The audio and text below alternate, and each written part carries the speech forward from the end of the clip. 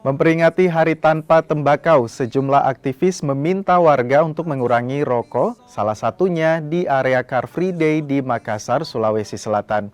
Selain itu juga dilakukan penandatanganan anti rokok bersama warga.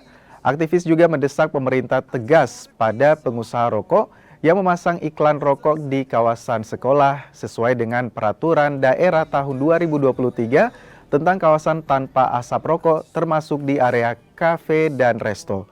Menurut aktivis, perokok aktif usia muda naik hingga 20% di tahun 2022 lalu.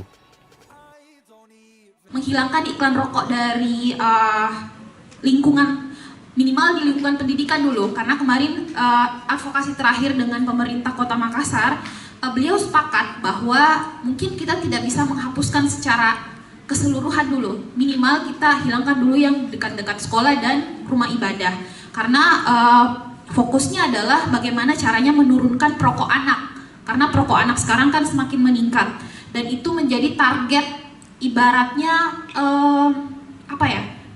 konsumen lebih panjang lagi ibaratnya. Kalau misalnya mereka masih umur 10 tahun atau 15 tahun sekarang, ya mereka masih bisa merokok 10 tahun atau 15 tahun ke depan.